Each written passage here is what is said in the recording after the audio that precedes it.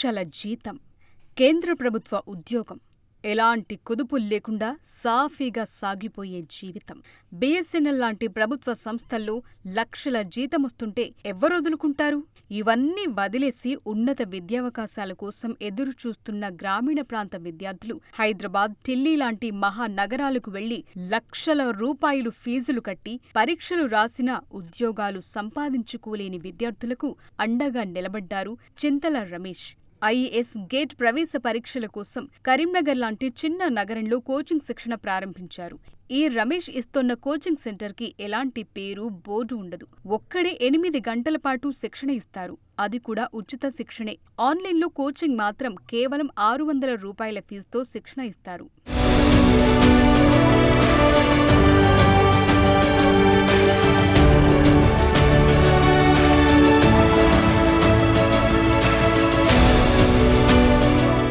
మంచిర్యాల జిల్లా బెల్లంపల్లికి చెందిన రమేష్ చిన్నప్పటి నుండి చదువులు చురుగ్గా ఉండేవాడు. మంచి మార్కులతో ఎంటెక్ పూర్తి చేశారు. బిఎస్ఎన్ఎల్లో జూనియర్ టెలికాం ఆఫీసర్గా ఉద్యోగం చేస్తున్న రోజుల్లో తండ్రి మరణించటంతో తల్లికి చేదోడు వాదోడుగా ఉండటానికి ఉద్యోగానికి రాజీనామా చేశాడు. కొద్ది రోజుల తరువాత వరంగల్లోని ఓ కళాశాలలో అధ్యాపకుడిగా పనిచేశాడు. అదే సమయంలో ఇండియన్ ఇంజనీరింగ్ సర్వీసెస్ పరీక్షల్లో తొలి ప్రయత్నంలోనే 127వ ర్యాంక్ సాధించారు. తమిళనాడులోని టెలికాం కమ్యూనికేషన్లో అసిస్టెంట్ డైరెక్టర్ అయ్యాడు. సివిల్స్ లాగే ఐఏఎస్ కోచింగ్లకు సరైన శిక్షణ లేక ఇబ్బందులు పడుతున్న విద్యార్థుల జీవితం రమేష్ని కలచివేసింది.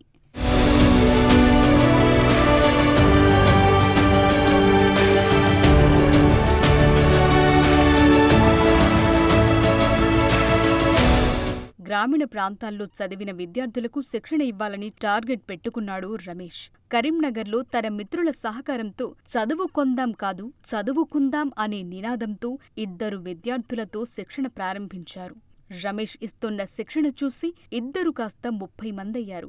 శిక్షణ కేంద్రం అద్దె, నిర్వహణకు రమేష్ స్నేహితులు సాయం చేశారు. లక్షల రూపాయల జీతం వస్తున్న కేంద్ర ప్రభుత్వం ఉద్యోగానికి రాజీనామా చేసి ఉచిత శిక్షణ ఇవ్వటం ఏంటని, బంగారం లాంటి కెరియర్ని ఎందుకు వదులుకున్నావని అన్నాగాని తన లక్ష్యం వైపే అడుగులు వేశాడు. 2తో ప్రారంభమైన కోచింగ్ ఇప్పుడు 50 మందికి చేరువయింది. ఆన్లైన్లో కోచింగ్ తీసుకునేవారు 750 మందున్నారు. వీరి దగ్గర నామమాత్రపు ఫీజు 600 తీసుకుంటాడు. రమేష్ ఇస్తున్న శిక్షణతో 40 మంది ఐఐటి, ఎన్ఐటిలో ప్రవేశం పొందారు. రమేష్ దగ్గరికి తెలంగాణలోని బాసర, ఆంధ్రప్రదేశ్లోని ఇడుపులపాయ లాంటి ట్రిపుల్ఐటీలో చదివిన వారు కరీంనగర్కొచ్చి శిక్షణ తీసుకుంటున్నారు. రమేష్ వద్ద శిక్షణ పొంది ఉన్నత ఉద్యోగం చేస్తున్న వారే రమేష్ శిక్షణ నైపుణ్యం గురించి చెప్తుండటంతో కరీంనగర్కొచ్చి శిక్షణ తీసుకుంటున్నారు. మనం కలలు కనటం కాదు, ఇతరులు కంటున్న కలలని సాకారం చేయటం కోసం తాను నిరంతరం శ్రమిస్తా అంటున్నాడు రమేష్.